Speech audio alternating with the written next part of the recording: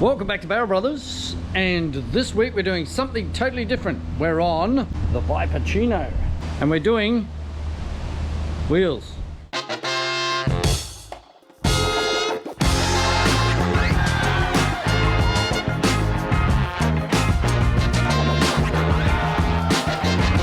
So I always wanted to do another set of wheels for the Viperccino. If you remember back when we started this series, I put a couple of different wheels on it. This was the ultimate choice because reasons that will become obvious in time, but I've actually had my hand forced a little bit. So the rest of this place is all plastics factory, which you know, we've talked about that in the past, and we have the whole building left and right, and we use a unit over next door as a warehouse. Problem with that is the people that actually we rent that, this is our building, so that the people are selling it and they want us out, so we have to find somewhere to put our warehouse, and that means unfortunately that it's gonna have to go here where Barrel Brothers is, which means Barrel Brothers has got to go. I'm going to keep a small sort of workshop and a few bits and pieces, my little lathe and a few bits and pieces, but it sort of moved the timeline up, which means I've got to build some wheels. So even if you'd watched the opening credits to the show, you will have, we have a shot where we run around the shop. Well, it kind of looks a fair bit different now because we've had a massive sale on, and we're down from 80 sets of wheels, of old school wheels, down to 28, 30 actually, because I'm putting a couple up my sleeve. I'll show you what those are now, and we'll measure them up for the Cappuccino, Viperccino. So the question is, what have we chosen to put on it? Okay, so first thing we need to do is get it up in the air. I've already put the blocks under it. What have we chosen? Well, the first set you've already seen. Let's get these ones off. Diamond cut on the spoke face. We can leave the black and put bigger lips on, of course. So look at that, they just suit the car. Actually, while we're here, we'll get the level out and do a quick measurement. Plus 1 inch. Okay, so these ones are a 14 by 6 plus 10. These guys here started life as a 14 by 6 plus 6. So if we put the same size lip on, punch them out to a 7. Those are now a 7 minus 7 or 7 minus 6. We basically added an extra inch to the lip. If we put an extra inch on these guys, that will make them a 7. What? Because those ones started life as a plus 6 and these ones are a plus 10. Means these ones with the 2 inch extra lip will sit 4 millimeters further in. You hear how that offset works? Higher the offset, the more inwards it sits. Lower the offset, the more outwards it sits. So these will be a 7, what was it, 3, 10, 4, plus minus 7, minus 3. So those will be a 7 minus 3. And as I said, they'll sit slightly in. Now that one at the moment sits maybe 10 millimeters outside the guard. So I might be able to do something with the tyre there. I'm not 100% sure. And I want to get some wider tyres on the front because those 165s just aren't cutting it against a sticky 185 on the back. And the problem is, I can actually demonstrate it what the problem is. The problem is because of the offset of the wheels, as it swings, the tyre hits the firewall. That it doesn't. But that, like, I could make, if I took this wheel, made up a wider barrel for it, just for the fronts, so it actually sat an inch further inwards, I could put the 185 in because that edge of the tyre would roughly be in the same place. Because we're going like this, and as we pull it out backwards, it's going to pull that front edge of the tyre over and stretch it. See, that's quite stretched. Well, it's not quite stretched. It's got a bit of a stretch on it. It's not massive. Not like the van. which is inside. The van's ridiculous. This is only a little bit stretched, so okay. All right, so that's why I got those. As you see, the later model Viper has a 5 plain spoke wheel. It's quite chromey. I don't think I'll go that far. But these are just a nice plain wheel, fairly ordinary, and they just a good looking wheel. So, what else have I picked? I had a lot of wheels up there to pick from, remember? And I picked them before I put anything on sale and sold anything. What else have I picked? Techno Phantoms. Why Techno Phantoms? Because they're freaking cool, that's why. There's a couple of advantages here, but if we go back a bit with Techno Phantoms. If you have watched your channel for a while, if you go back to one of the very early episodes with the Sunny truck, once we got the suspension on, Techno Phantoms were the first wheels we put on the Sunny truck. They're the wheels that I got pulled over by with the police because they were 30 millimeters outside the guards. They were 10s, they were huge. But Techno Phantoms. Okay, so what's the advantage with these ones? That is a 7, and that is damn near flush. That's a 2.5 inch lip, which is the same as that. These are pretty much exactly the same as those works. So that's exactly how they're going to sit. This is, the lips on this is munted, so we'll piss that off anyway. Now, that's a 7. This one here is a 6.5. Okay, it's only got a 1.5 inch lip, so we'd have to add an inch to it. Now here's the thing. It's got a 1/2 inch wider barrel on it, so we can put the wider wheel on the front and stretch the tyre in a little bit, so we might be able to go a bigger tyre on the front. So I thought, because this is going to be one of the last sets of wheels we probably make, I'll take you through the whole journey, and it's going to be me because young Stephen left last week. It was his last day last Wednesday. And I'm the only guy here. So I know what I need for lift for both sets. I know what I need to do. We need to straighten these because they're wobbly as hell. Have had a bit of a hard life. As you can see, they don't look real flash. But yeah. Yeah, it's sad that Barrel Brothers is closing. Well, we're still going to do parts, and we'll do those bits and pieces and the caps because we make the caps here and all that sort of stuff, but we won't be doing wheels anymore. So this is the last hurrah. Yeah, it is a bit sad. Okay, so I got a hold of some wedge bulbs. This is a standard T10 wedge bulb. Ones I got hold of are a T16 but an LED version, right? So what a T16 is, it's a T10 on the bottom, on the wedgie part, see, same size, but it's a T20, I think they call it, on the top half, but then it's an LED as well, so it's pretty good. Now the reason that I grabbed this one is, I noticed that these ones here, up the top, have quite a big hole, whereas the ones that I made down here will only fit a T10. That's all will fit in there. So I hope that this one was big enough, so without even looking, taking it out, have a look at it, as you do. I pulled it out, and lo and behold, they just fit in the hole. So, is it better? All right, so let's have a look at the indicators as they are now. Not bad. But if you turn the fogs on, you can't see them. Right, compare this. So I've changed this one over. You can see there's a bit of orange in there. My idea is to change those ones to a clear bulb and put the parking lights in there and have the indicator up here. So, moment of truth. Will it work? I think it will.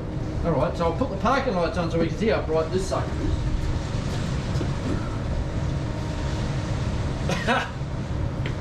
I can see it reflected in the window.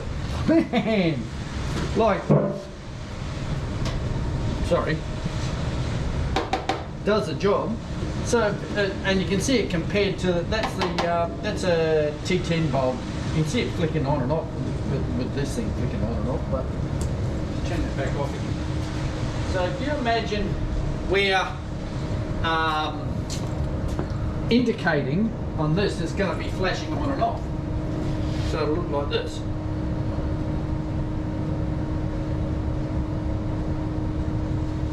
I think, folks, that we have a winner.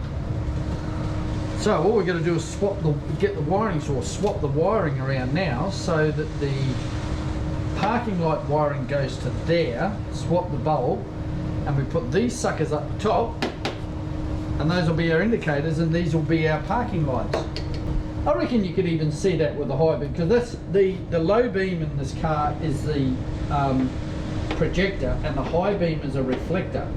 That's why I thought it would work here, because you can see the striations in the lens here. This is just a clear lens because that's a projector. Actually, I'll turn the lights on so you can see. Right. So there's the projector. That's what it normally looks like over that side. I keep using my finger instead of my finger. That's what it normally looks like. So I reckon you can even see that with a high beam on. So let's try that out.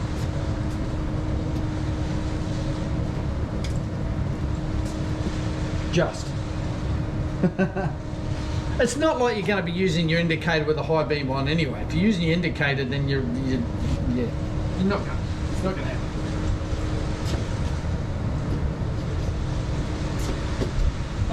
I reckon that's pretty good. I'm pretty pleased with that.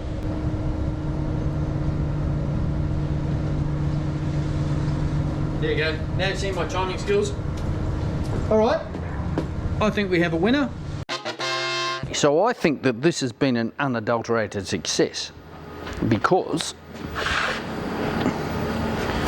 look at those suckers. That's with the motor off. They actually go brighter with the motor on, as I will demonstrate.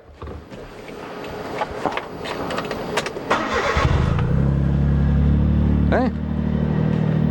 That's bright. So then if we turn, now here's the thing that really makes it good. Here's the thing that really makes it good. If we turn the headlights on now, or the parking lights,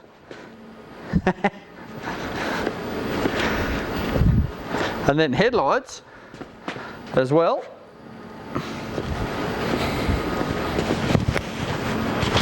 I think that looks pretty cool, don't you? I'm very pleased with that. So we turn the high beams on and we'll turn these guys on as well. So that's the... are they on? Is my light on? No, my light's not on. There you go. That's those suckers. Now if we smash the high beams on as well, you can't quite see those.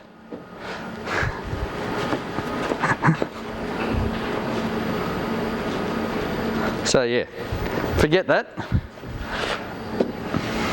Too many lights on the circuit. There you go. So we need to have a bit of flow through the... Actually, we'll try it with try everything on. That high beam.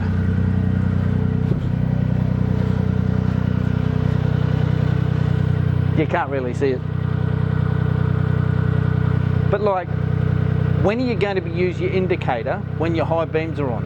You're not going to have your high beams on around other cars or in built up areas where you're actually using your indicator and whatnot, so that doesn't matter.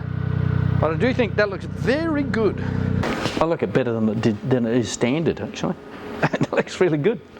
Alrighty, so where do we go from here? Well, the first thing you need to do is when you're building any sort of wheels is you've got to start with a good base, and the good base means it's got to be straight.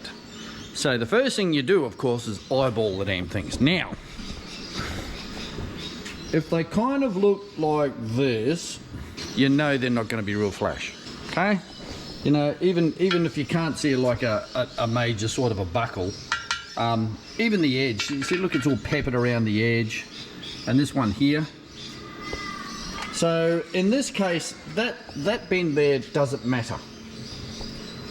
But the barrel does, because we're going to be using those. So first thing we do is spin them up and have a look. On that, we've had a few people over the years complain about how expensive our wheels are, but they're not when you look at the amount of work that goes into them. So what you see on here, like if I did it in real time, it'd take weeks. The video would be weeks long. Yeah, that's not going to happen. So we show you little bits here and there, but it takes days and weeks and months to do these wheels properly. That's why they're expensive, but that's why they're good. The interesting thing is those same people are now going, well, who's going to build my wheels now, Mark?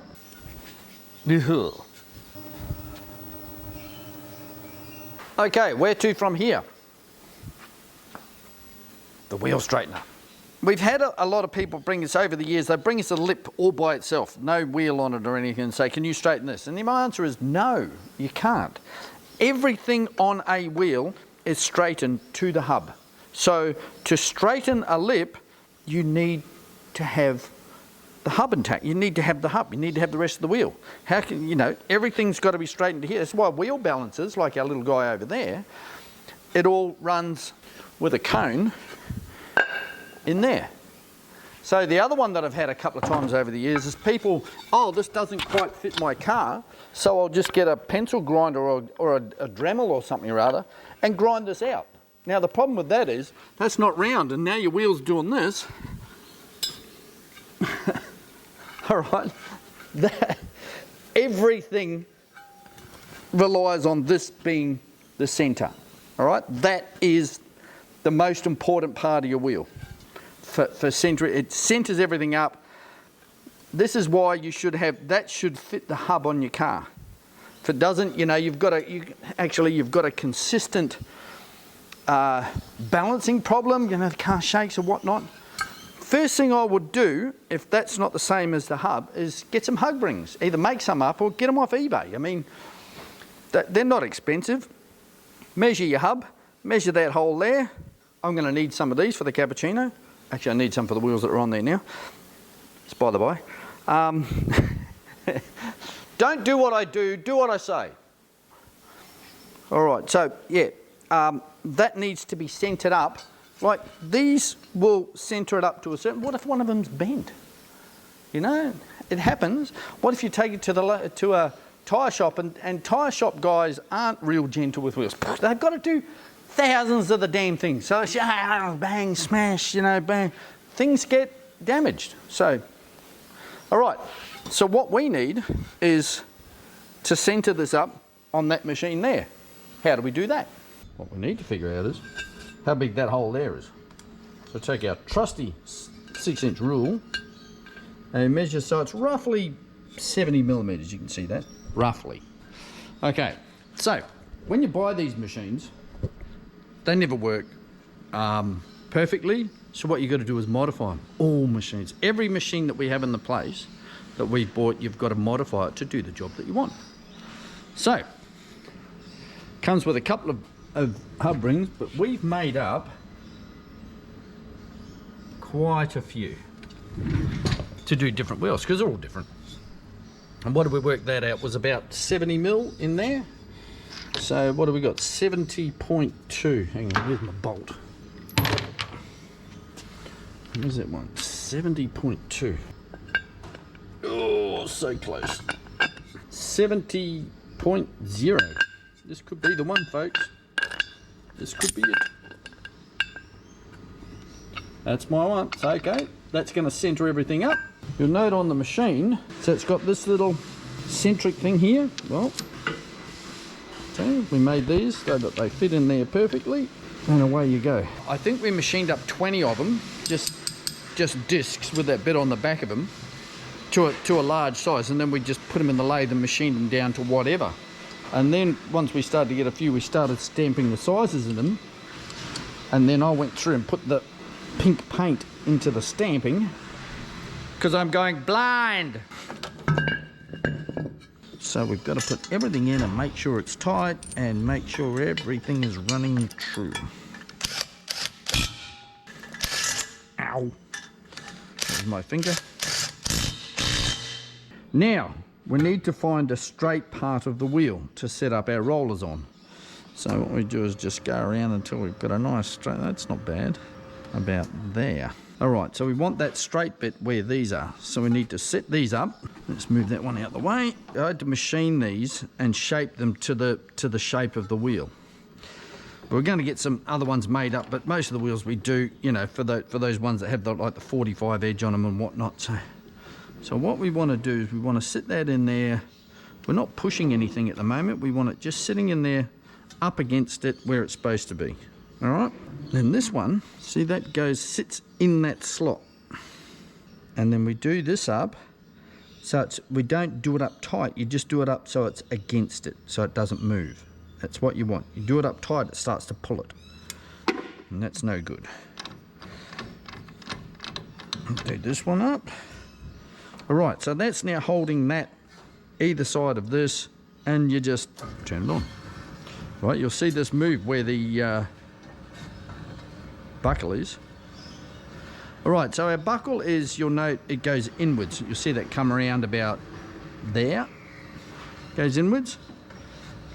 So we'll just throw that around. I'll use that one. Tighten this up a little bit. So that's pushing up against there. Everything's nice and tight. So it's still over that way. You'll see it's bending over that way. So what we want to do is we want to pull everything out. And this is how I do it. So we pull it all across this way.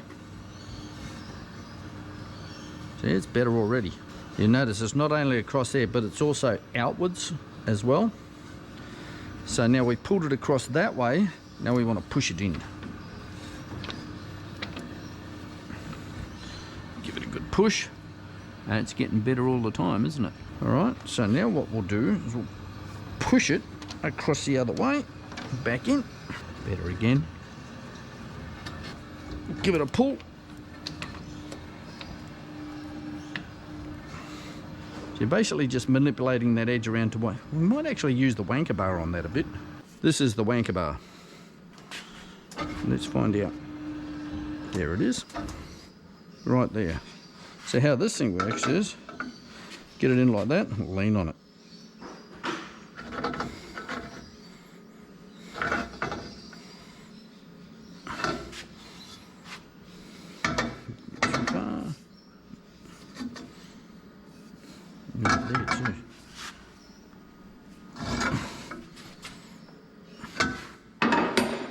Turn her on again.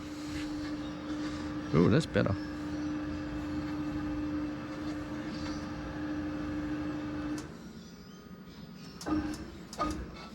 Just there.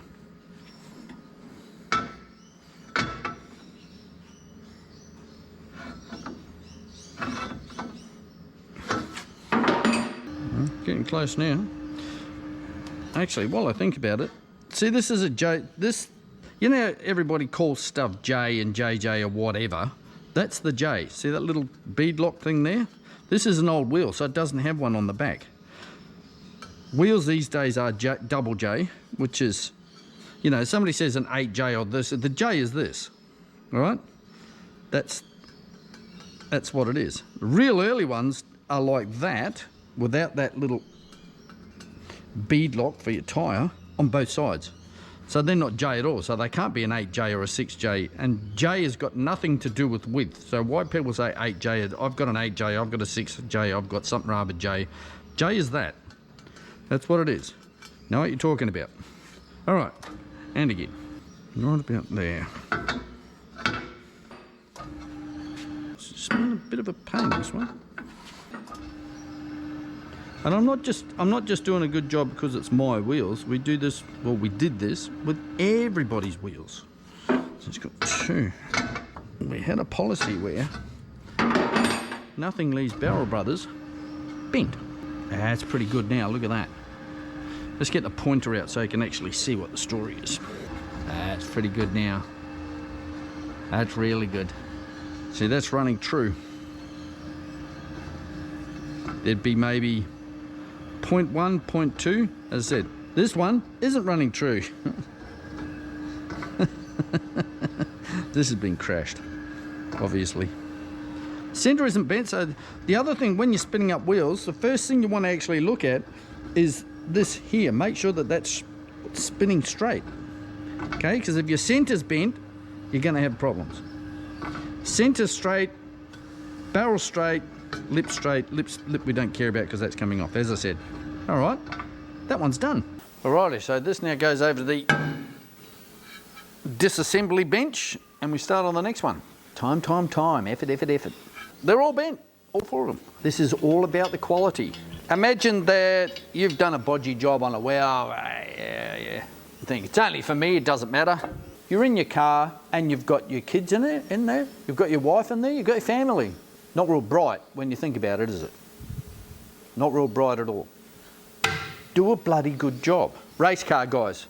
Oh mate, it doesn't need well, it's only for a race car. A race car is going to put more pressure on a wheel than just daily driving. I like doing wheels, and I like them to be as close to perfect as possible. The other thing about these old wheels is they're quite a bit better made than, well, the alloy just isn't. This is all virgin alloy from back in the 80s. I didn't use recycled. It's just better quality. Look at that. 2 revolutions and the damn thing's it's damn near straight already. It's got a little dip in there. I think we might have to use the hydraulics on this one. Now these machines, that one's a pure hydraulic. This one has, and this one's belt driven. This is gear driven, this one. But they both have hydraulics to straighten them up. All right, so what we can do there, because this has actually got a dip through here. We can pull that edge right, but it's actually got a dip. So we'll just get our pointer out and find where that is. There. So now we crank up our hydraulics, give it a little push. Have another look. Got a little high spot there. We'll give it a push in. To push that high spot down. You can see this wobble where it goes through, just there. And now pull it back out again. That is now dead true. Every wheel needs it done. These wheels that have been on the road for any sort of time, and these vintage wheels that we do, this is a 40-year-old wheel. This is made in 82 or 84 by Hayashi Racing, good quality wheels. See, somebody's spun this up and done the pen on it already to show you that it ain't straight. So, where we go. I've got a little ding in here. I might see if I can get the hydraulics in and just give that a little push. With the hydraulics, you have various shapes of bits and pieces to do stuff, you know. And in from the inside, I think that's one we'll use. Yeah, that one.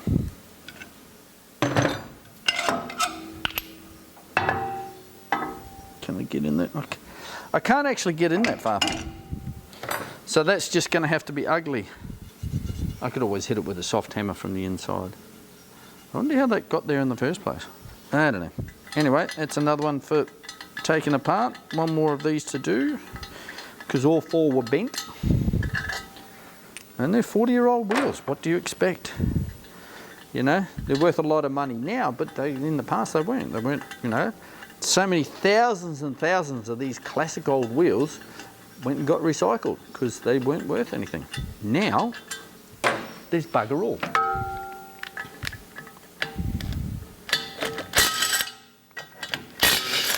So you've got to hunt and wait and be patient, and they come up, but now they're just worth ridiculous money. All right, disassembly. These type of wheel weights, the clamp-on type, that's for a steel wheel, okay? This type, for a steel wheel.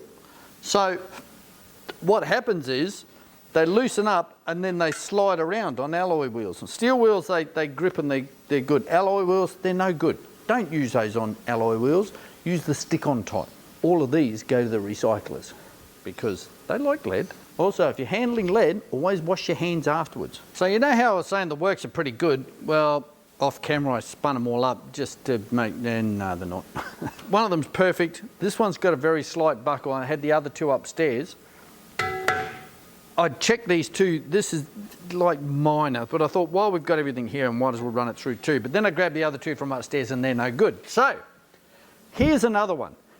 We have had a few people over the years come in, and they've got really bent wheel, and it's oh yeah, the car was crashed.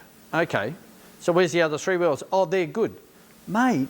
You very rarely, if you've crashed one car and it's got a decent buckle in it, you need to check the other three. Going, oh, it's not bad. Spin it up. You've got to spin it up, all right? And a couple of the times I've got these guys to bring the other one in, and guess what? All four were buckled. So one really badly, and the other three, you know. If you've only got one wheel on the car when you have a crash, that's the wheel that's going to, but you've got all four, all of them are going to be damaged, all right? You'll be really, really lucky one of them might be good. Mate, serious. Because they've been pushed down the road sideways, they're smacked into things that it's not going to be pretty, okay? They'll all be buckled. We've got our plastic bag here because we want to save, see these little alloy washers in underneath here? I want to save all of those because we're going to clean them up and reuse them. Are they going to move? That one did. Easy. Easy. Notice I've picked the easy ones to do first. Because those phantoms are not going to be easy. They're rusty as hell. Nope. The corrosion in there, look at that. 40-year-old wheels, what do you expect? They're going to have to be knocked out. Yay, 1, 2. I think the rusty end was those first couple that I undid. Are coming out quite easy. And valve. These valves are all brass. So they go to recycling, but generally the washers are steel. They're junk. I know they do like them with the rubber off. Oh, the nuts on these valves are usually brass also. That one's ready for cutting. Okay, number 2. In this day and age, we don't yet recycle steel because it's not really worth that much. When the revolution comes, when the dystopia comes, steel will be worth quite a bit in the stuff we're throwing in the bin. Alrighty, so we've got almost a full complement, but we have to find 2. Right on them what they are. And next we've got to tackle those. Alrighty, so these bad boys are not going to be as easy. And that's because, look at the rust. This is going to be a little bit more problematic, but might as well get stuck into it. Tin cup, indestructible. I've broken so many cups over the years, I've dropped this twice. All right on my butter fingers. Okay, so valve first. Oh man, this is so rusty. Brass, junk. Why don't I keep them? Because we sell them. As a short and a long, www.barrel-bros.com. We have all these, we've got the bolts, we've got the center caps, we've got all sorts of stuff. But yeah, valves in amongst them, these are the guys that you want. They're the right ones. Those ones there, usually like an SSA used a short one. We do use a slightly longer one as well. If it's in a position where when you put the, like it might be close to an edge or something, so you want it to sit up a little bit higher, that's what that one's for. This is not going to be pretty, I can tell. How many of these are just going to shear off, do you reckon? That's promising. Oh, I can see the original gold. So we go up, we've got the little ones, then we've got some with a bit more balls, and then if that doesn't work, Big Bertha comes out, the snap-on. Pneumatic, so yeah, that's good. If they're not going to undo with that, they're going to shear off. If we do it round with a spanner on the front, it's possible that it can swing around and damage our centre, which is pretty corroded anyway, but yeah, if we do it round this way, it shouldn't have much of a drama.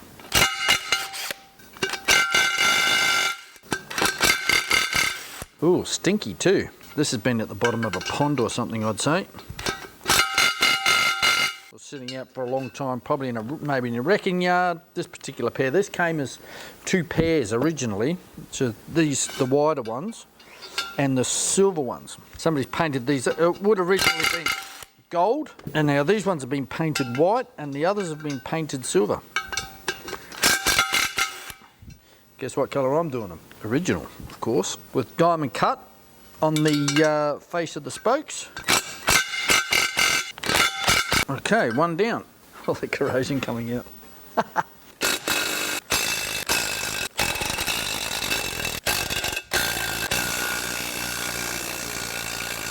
That one. This is the one with the big buckle in the lip. Hang on, we might just take that valve out first. These are so corroded. Like the face of them. See all that white stuff there? That's not paint, that's corrosion. So what'll be pitting into the surface.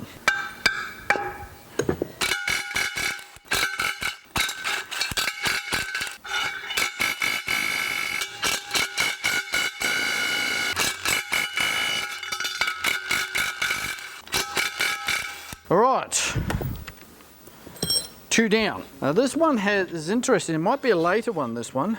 Same casting on the centre, but it has countersunk bolts in it. So I'd say this is probably a later one, but that nut looks, it's a 12mm. So with a bit of luck, this will all come up. Cool, cool, cool. 2 really rusty ones. That's probably been sitting like that or sitting like that. So the water's been sitting on these 2. It's moving. Cool. Yeah, coming out all right. These will fit a standard SSR lip and barrel. I think for a while there, because I mean originally these were 1 piece and they've gone to a 3 piece a little bit later on down the track. I think that SSR must have been one of the very few places. I mean Ray's always made their own. Enki, some of the Enki stuff fits SSR stuff as well, but SSR, somebody was making this size lip and barrel. I presume that's SSR because like XR4s and Star Sharks and all that sort of stuff all use this size. So, and there's so many wheels, Japanese wheels, that use like a standard XR4. That we basically call it an XR4 lip. Heaps of stuff uses it. So I think for a while in Japan, SSR or whoever was making these must have been the only ones making them, because there's heaps of stuff, like the Works. Those Works use the same lip as these, exactly the same size. XR4 Longchamps, Star Sharks, Star Formulas, heaps of stuff. I can't remember it off the top of my head, but like there's a long list of stuff that this lip fits. And that came apart pretty easily. But yeah, this is pretty late with those like that. So this is made for something probably front wheel drive, I'd say. So yeah, second last one. There you have it. So I think that'll do for this ep. From here, we've still got a lot of tearing down before we start building them back up again. But next episode we'll deal with the cutting and machining and then getting all of the paint off and the anodizing off and blasting them. So they're right back to their undies, you know, they're right back naked. Well, I say to their undies because, you know, can't have them fully naked these days. Well, you can. I mean, if you identify as a naked person, I do. Thanks for watching. And we'll see you next episode where we start, where we further tear these things down. So the lips have got to come off and we've got to do some machining, and then we start cleaning them all up and through the blaster and whatnot. Thanks for watching, and we'll see you next time.